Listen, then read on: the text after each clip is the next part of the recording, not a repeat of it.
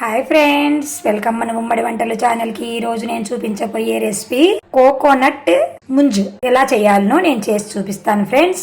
కొబ్బరి ముంజు ఎలా తయారు చేయాలంటే, కొబ్బరి బోండాలు తీసుకొని కోకోనట్ వాటర్ని తీసుకొని వడగట్టుకొని పెట్టుకున్నాను. ఈ కొబ్బరి బోండంలో ఉండే కొబ్బరిని చిన్న చిన్న పీసెస్గా కట్ చేసుకున్నాను. అగరగరైనా తీసుకోవచ్చు, లేదు అంటే చైనా గ్రాస్ అయినా తీసుకోవచ్చు. ఇలాగా స్టవ్ పైన పెట్టుకొని మరిగించుకోవాలి కోకోనట్ వాటర్ని. వాటర్ మరిగేలోపు మనము ఒక ప్లేట్ తీసుకొని నెయ్యి రాసుకొని పెట్టుకోవాలి. ప్లేట్ అయినా తీసుకోవచ్చు, మీకు ఇష్టమైన ఆకారం. ఒక కప్పు అయినా, కేక్స్ చేసే బాక్సుల్లాగా ఉంటాయి కదా, అవైనా తీసుకోవచ్చు. మన ఇష్టం, ఏ ఆకారం కావాలంటే ఆ ఆకారం తీసుకోవచ్చు. నేనైతే ప్లేట్ తీసుకున్నాను. ప్లేటుకు నెయ్యి రాసుకోవాలి. వాటర్ మరుగుతున్నాయి. ఇప్పుడు స్టవ్ తగ్గించుకొని నేనైతే చైనా గ్రాస్ తీసుకున్నాను. ఈ చైనా గ్రాస్ని చిన్న చిన్న పీసెస్గా కట్ చేసుకుంటున్నాను. ఇలా చిన్న చిన్నగా కట్ చేసుకున్నాను నేను. అలాగే కూడా వేస్తారు చాలామంది, నేనైతే కట్ చేసుకున్నాను. ఈ మరుగుతున్న వాటర్లో ఈ చైనా గ్రాస్ వేసేసాను. వేసి బాగా కలబెట్టాలి. చాలా టేస్టీగా ఉంటుందండి, చాలా బాగుంటుంది. మన తాట్నంజలు ఎలా ఉంటుంది అలా ఇంచుమించు అలాగ అనిపిస్తుంది. నేను తీసుకున్న కోకోనట్ వాటరు బాగా తీయగా ఉన్నాయి కాబట్టి కొంచెం వేసుకుంటున్నాను చక్కెర. మీరు ఎక్కువ షుగర్ కావాలి అంటే కూడా ఎక్కువ కూడా వేసుకోవచ్చు. మీ తీపిని బట్టి మీరు వేసుకోవచ్చు. నేనైతే లైట్గానే వేసుకుంటాను. పాయసానికైనా దేనికైనా కూడా. ఇది ఒక 5 మినిట్స్ మరిగించాక ఈ చైనా గ్రాస్ అనేది మెత్తగా అయిపోతుంది. స్టవ్ సిమ్లో పెట్టుకోవాలి. గెస్ట్లు వచ్చారు అంటే అప్పటికప్పుడు మనము ఇంట్లో మన చైనా గ్రాస్ ఉండి ఒక కొబ్బరి బోండం ఉంది అంటే డిఫరెంట్ టేస్ట్ వాళ్ళకి చూపించవచ్చండి.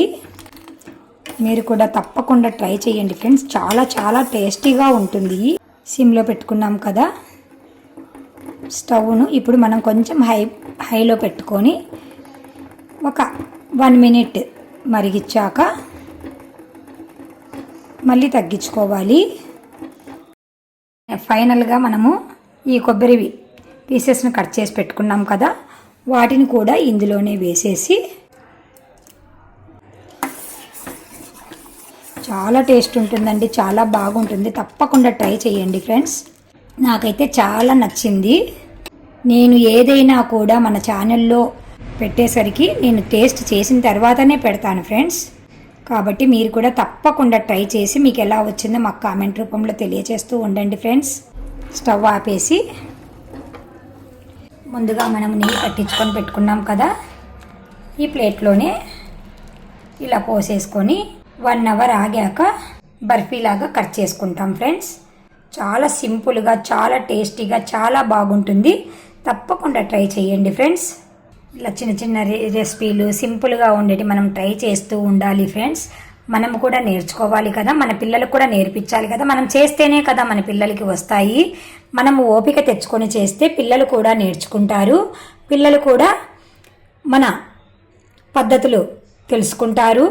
అలాగే వాళ్ళకి కూడా ఇంట్రెస్ట్ పుడుతుంది. మన అమ్మ చేస్తుంది కదా, మనము చెయ్యాలి అని. కాబట్టి మీరు తప్పకుండా ఓపిక తెచ్చుకొని ఇలాంటివి చిన్న చిన్న రెసిపీలన్నీ చేస్తూ విటమిన్స్ ఉన్న ఆహారాన్ని తీసుకుంటూ ఆరోగ్యంగా ఉండండి ఫ్రెండ్స్. బాగా చల్లారాలి ఫ్రెండ్స్. 2 అవర్స్ 3 అవర్స్ పడుతుంది. మీరు ఫ్రిడ్జ్లో అయినా పెట్టుకోవచ్చు. ఫ్రిడ్జ్లో చల్లగా కావాలి అంటే ఫ్రిడ్జ్లో పెట్టుకోవచ్చు. లేదు అంటే ఇలాగే కూడా మనము బర్ఫీలాగా కట్ చేసుకున్న తర్వాత తినాలి ఫ్రెండ్స్. ఇలా 3 అవర్స్ పెట్టేశాక ఇలా మనం బర్ఫీలాగా కట్ చేసుకోవాలి.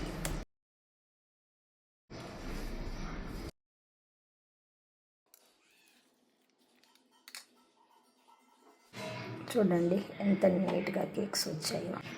జెల్లీ లాగా ఉండండి. జెల్లీ కేక్ అని కూడా అనొచ్చు, కోకోనట్ ముంజలు అనొచ్చు. చాలా టేస్టీగా ఉంటుంది, చాలా బాగుంటుంది. చిన్న సైజు కప్పులలో వేసామంటే ఎవరికి కావాల్సిన ఆకారంలో వాళ్ళకి వేసామంటే చిన్నపిల్లలకి ఇలాగే కూడా ఇవ్వచ్చు. చాలా బాగుందండి, చాలా టేస్టీగా ఉంది. మా ఇంట్లో చిన్నపిల్లలు లేరు కాబట్టి నేను బర్ఫీలాగానే కట్ చేస్తున్నాను. మీరు తప్పకుండా ట్రై చేసి మీకు ఎలా వచ్చిందో మాకు కామెంట్ రూపంలో తెలియజేయండి ఫ్రెండ్స్. By bye friends.